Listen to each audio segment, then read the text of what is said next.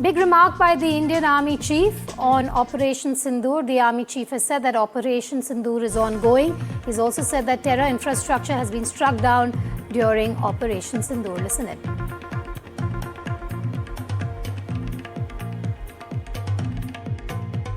Of Sindoor was conceptualized and executed with precision. Through 22 minutes of initiation on 7th May and an orchestration that lasted 88 hours up to 10th May, the operation reset strategic assumptions by striking deep, dismantling terror infrastructure, and puncturing the long-standing nuclear rhetoric.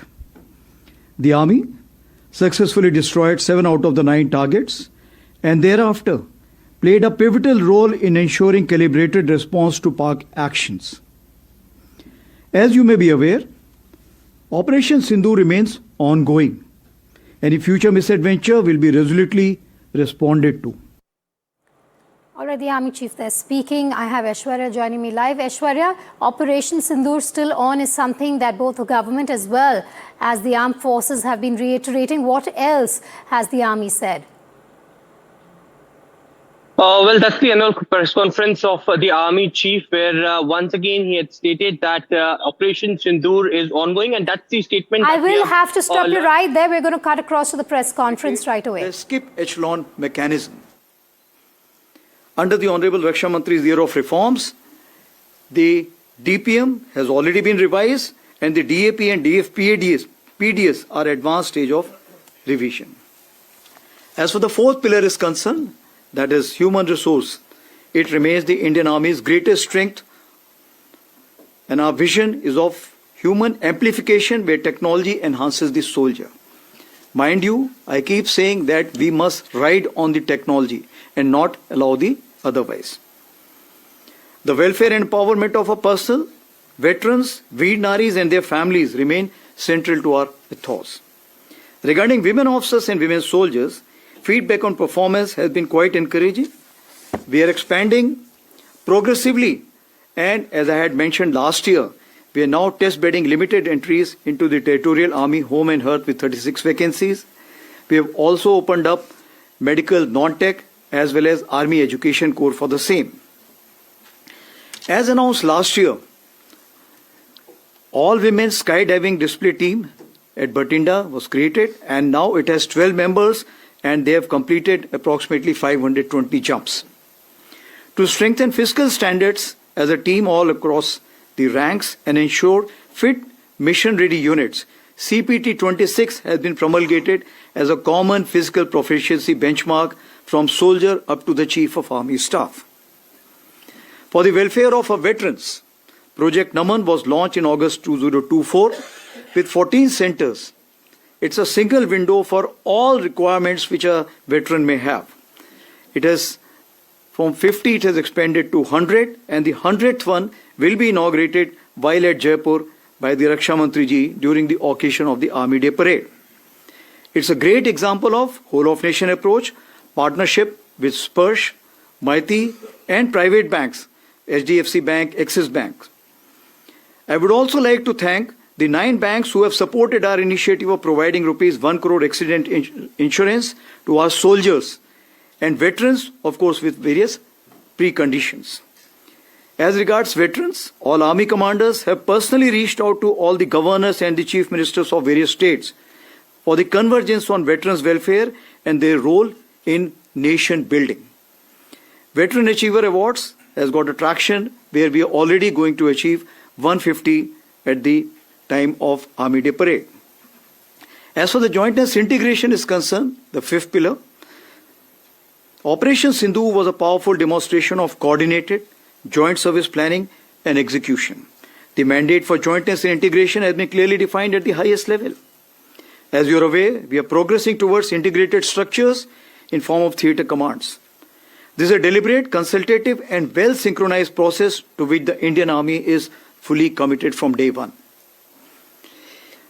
Now, to expand the arc of jointness, multi-domain synchronization, accordingly the Army has expanded its arc of jointness to deepen cooperation with CAPFs and multiple ministries.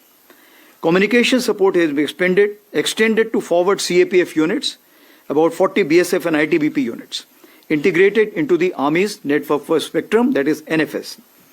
We're examining common chains for ammunition, health, services, and supply systems. As for effective multi-domain operations execution, deeper civil-military industry collaboration will be essential.